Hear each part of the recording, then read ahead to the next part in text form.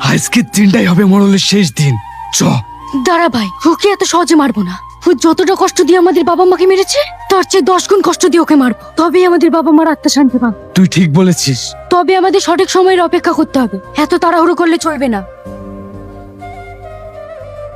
আপনার কথা আমি বুঝতে পারছি। আজ থেকে 12 বছর আগে ঠিক এরকম একটা পরিস্থিতি আমাদের সামনে এসেছিল, আর আমরা সবাই মিলে সেই পরিস্থিতির মোকাবেলাও করেছিলাম। এবারও তাই করতে হবে। যাও, তোমরা প্রস্তুতি নাও, কালকে জঙ্গলে হানা দেবো। ঠিক আছে মোড়ল স্যার। দেখো দিনি, রোদে রোদে ঘুরে মেয়েটার মুখটা কালো হয়ে গেছে। তুমি একটু বসো মা, আমি তোমার লেগে শরবত নিয়ে আসি। আমার জন্য 1 গ্লাস শরবত নিয়ে আসিও। পাগল একটা। রিয়াজ, খুব জরুরি কাজ ছেড়ে বাড়ির বাইরে বার হবি নি। কেন আব্বা? কেন তুই শুনিস নি? আহাজাদের মেয়েকে রাক্ষসে মেরে ফেলেছে। এসব তুমি কি বলছো আব্বা? আমি তো কাউকে মারিনি, তাহলে কে মারলো মেয়েটাকে?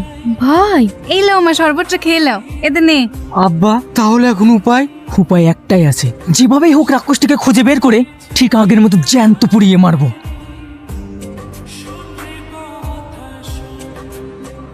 কি ব্যাপার, আমাকে আসতে দেখে আপনারা সব চুপ হয়ে গেলেন যে? না না মা, চুপ করবো কেনে? তোমার আর রিয়াজের বিয়ের কথা বলছিলাম, তুমি লজ্জা পাবে বলেই চুপ করে গেলাম। বলছিলাম মা, তোমার গার্জেনকে এখানে আসতে বলো না, তাহলে বিয়ের দিনখান ঠিক করে ফেলতাম। গার্জেন বলতে এই দুনিয়াতে আমার ভাই ছাড়া আর কেউ বেঁচে নেই। ছোটবেলায় বাবা মাকে হারিয়ে আমরা অনাথের মতো বড় হয়েছি। দূর পাগলি, কে বলেছে তোমার কেউ নেই? আজ থেকে আমরাই তোমার বাপ মা, তোমাকে সারা জীবন আগলে রাখবো নিজের মেয়ের মতো। তুই না, তোমাকে বলেছিলাম না আমার আব্বা মা খুব ভালো। দেখলে তো কত তাড়াতাড়ি তোমাকে আপন করে নিয়েছে। তোকে আর আমাদের প্রশংসা করতে হবে না। হ্যালো, ভালো আছো? কি রে, ভালো আছিস? সিজনের কুটুম, তুই আমাকে সিজনের কুটুম বললি কেন? তুই তো আমলিচুর সময় ছাড়া আমাদের বাড়ি আসে টাইম পাস নি, তাই বললো। দেখিছো খালা, দেখিছো সব সময় আমার পেছনে লাগে। তোকে তো আমি বলেছিলাম যতক্ষণ না আমি বলবো ততক্ষণ আসবি না, তাহলে আজকে কেন এসেছিস? আমি তো আজ আসিনি, আমি তো সেই দিনই তোর পেছন পেছন চলে এসেছি। কি? বুড়ি, তুমি কার সাথে কথা বলছো? এই ছেলেটা কে? আমি তুহিনার ভাই। পাগলি মেয়ের কাণ্ড দেখো দিনি, আমাদের বাড়িতে মেহমান এসেছে, তুমি বাইরে দাঁড় করে রেখেছো।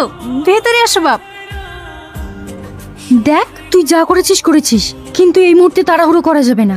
শোন, আমি এদের ফ্যামিলিকে এক এক করে শেষ করব, আর তুই গ্রামের লোককে শেষ করবি। বুড়ি, তোমার ভাইকে কি শেষ করার কথা বলছো? পড়াশোনা শেষ করার কথা বলছি। একা এইভাবে কষ্ট করি রান্না করে পড়াশোনা করা হয়? ও ঠিক আছে, তোমরা দুই ভাই বোনে গল্প করো, আমি গিয়ে রান্না বসাই।